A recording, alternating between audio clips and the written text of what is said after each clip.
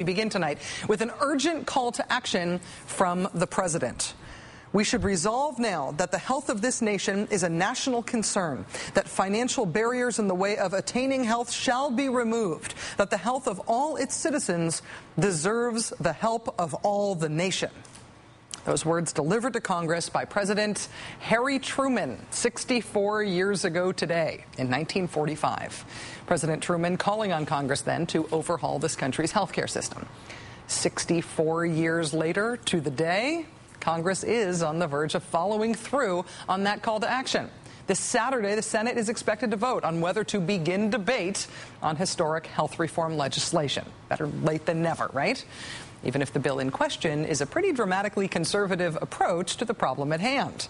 The bill unveiled by Senate Democrats last night was cobbled together in the hopes of attracting conservative Democrats who are still on the fence about voting for it. Conservatives have been extremely vocal about their concerns, and that approach appears to have paid off for them politically, in the sense that they're getting most everything they wanted.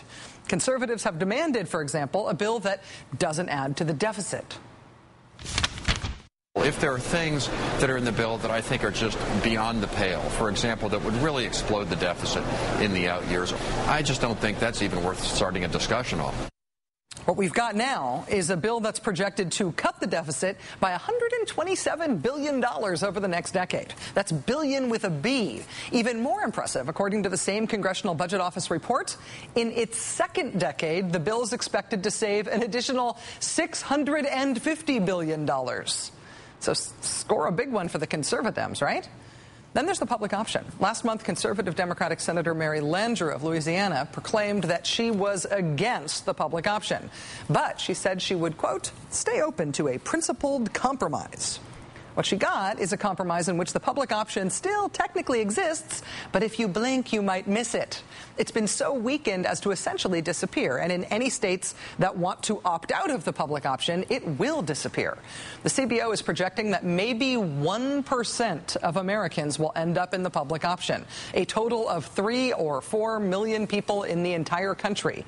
And its premiums are expected to be higher than those for private insurance, since again, in the name of compromise with the conservatives, the option was robbed of its ability to get the lowest possible rates. Score another one for the conservatives. Then there's the issue of insurance for illegal immigrants. No, absolutely we're not going to provide health insurance for illegal immigrants, illegal aliens. Despite its dubious public health implications, the conservatives won that one too. A ban on anyone without legal immigration status buying insurance, even with their own money, on the exchange. Conservatives said they wanted a bill that would ban any even vague pass-each-other-in-the-hallway relationship between federal funds and coverage for abortion. They got that as well. Conservatives said they wanted a bill that wouldn't raise taxes on the middle class. The only tax hikes in this one are targeted at the top and for those pursuing elective cosmetic surgery. So apart from the unclear class implications of the nose job tax, they got what they wanted on that one too. You noticing a trend here? As Steve Bannon put it today at the Washington Monthly, quote, at this point, they've run out of excuses. Are conservative Democrats really going to refuse to take yes for an answer? And the answer is yes, of course they are. The pressing question tonight is whether conservative Democrats are even going to allow a debate to go forward on this bill in which they got almost everything they asked for. Senators Joe Lieberman, Evan Bayh, and Mark Pryor have committed to allowing debate. Senators Mary Landrieu and Ben Nelson have both made vaguely positive noises about the prospect of allowing debate. Still holding out is Senator Blanche Lincoln of Arkansas. We called her office today to find out if she intends to allow debate to go forward, but her office did not respond to our requests for comment. It's amazing, actually, how many of these folks don't even bother to call you back. If Democrats are able to get over the hurdle of their own members even allowing them to start debate on the bill, the next big hurdle will be getting their own members to not side with the Republican filibuster and thus allow a final vote on the bill. The main obstacle there continues to be Connecticut Senator Joe Lieberman, who has pledged many times to filibuster any bill that includes a public option. Last night on this program, Democratic Senator Tom Harkin, one of the point men in Congress on health reform, told us that Senator Lieberman will not filibuster a final vote. We are going to have the 60 votes. Including Joe Lieberman. including Joe Lieberman. We're going to have the 60 votes. Promised, we called Senator Lieberman's office today to get a comment on Senator Harkin's confident prediction. Senator Lieberman's office told us they would have a response for us. It is a response we have not yet received. See what I mean about the calling us back thing? We look forward to that response. Senator Harkin made further news on this show last night by saying it would be a bad move for Democrats to use budget reconciliation. It's a process by which they would only need 51 votes instead of 60 to pass a bill. Mr. Harkin said that process would result in the bill becoming even more conservative than it already is. Senate Majority Leader Harry Reid today said that he will not use reconciliation. I'm not using reconciliation. No. Nope. Not using reconciliation means that Democrats need 60 votes to start debate and 60 votes to get to a final vote. In a party with this many conservatives comfortable with saying no, even after getting this much of what they have demanded, who on earth thinks they really are going to get those 60 votes? Joining us now is Democratic Senator Amy Klobuchar of Minnesota. Senator, thank you very much for joining us tonight. Well, thank you. That was such a nice introduction. So optimistic. Well, that's I think me. I should give those. Maybe I will promise to give them notes. Please remember to call Rachel tomorrow. I know. That's just me having my feelings hurt about them not calling us back. But on the policy matter, I am willing to put a dark cloud in any silver lining here because I can't see a way this passes if you need 60 votes all the way along.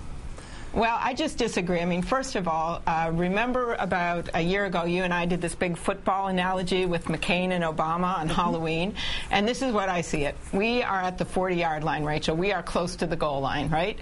A field goal isn't good enough. We need real comprehensive health care, and that's why we are starting the game now. And I believe once we get to allow that debate to start, which is Saturday night at 8 p.m., the vote is forecast, I see no reason why someone is suddenly going to decide not to at least allow the debate to continue on Saturday night. Then we start moving down the field to that goal line. And in the end, Rachel, if a player gets injured on the field, they will have health care.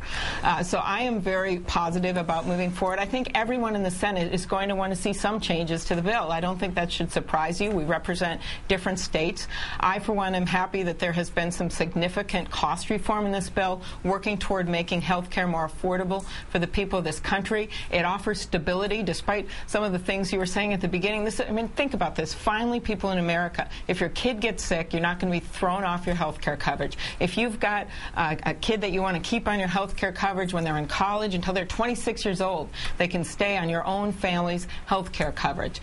You have all kinds of prevention provisions in there that really bring us to looking at health and not just health care and health insurance down the road. So I think the $127 billion saving on the deficit, you might say that's a conservative issue. I think it should be an issue for everyone in this country, that we finally have a bill over 20 years that will save $650 billion. We have a problem with debt in this country, and that we have been able to put together a health care bill that brings us closer to bringing down the cost for health care, that will allow American companies to compete with companies in other countries, that allow small businesses who pay 20% more for their health care to finally be able to get some leverage so they can get less expensive health care. That's what this bill is about. I didn't mean to imply that the effect on the deficit was only a conservative Democrat issue. What I meant was that's one of the things that they've demanded in order to say that they will vote for the bill, and they got it. They really got it. But that hasn't actually translated into them actually promising to vote for it. And that's why I think I'm skeptical about the 60. Well, you know, you have seen this before. People will say, both parties, they'll firmly declare they're against something, and then some things change that make it easier for them to explain it at home, an issue that's important to them, whether it's cost, whether it's stability, whether it's making sure Medicare is preserved, which this bill does. In fact, it allows seniors to have less expensive prescription drugs when they reach that donut hole. Those are things that people have been focusing on for the last 4 or 5 months. And I think it's no surprise that people aren't immediately going to say, I support every single provision in this bill. But the difference is, compared to, say, back in August, you now have a united party in the Senate that is basically saying we want to move ahead with this bill. We may not agree with every single thing, but we are ready to start debating it. We are ready to start voting on it, and that there is consensus on some basic issues to make health care more affordable, to make health care more stable, to keep high-quality health care and fix what's broken. Those are things that people are agreeing on. Briefly, you think that you do have a unified offense. Obviously, I'm less optimistic about that. But Well, you're in a better position to know. We have a few people that go on the bench every so often. Yes, I do believe that in the end, people want to get something done. We just can't put our heads in the sand. Well, briefly, let me just ask you about the defense. Senator Coburn planning on calling for the entire bill to be read aloud. Orrin Hatch on the Republican side saying he will wage holy war against it. I mean, they're arguing against this bill by saying everything up to and including the fact that it's just too long to be made into a law. What's the strategy against the Republicans? Okay, could I say this first of all? My favorite length of a bill was the original Bush TARP bill, which was 3 pages long. A lot of good that did, without any of the accountability measures. Okay, so length, a short bill isn't always the best. Secondly, I think this was Claire McCaskill's line. If you really put it in the right font size, this bill is actually shorter than Sarah Palin's book.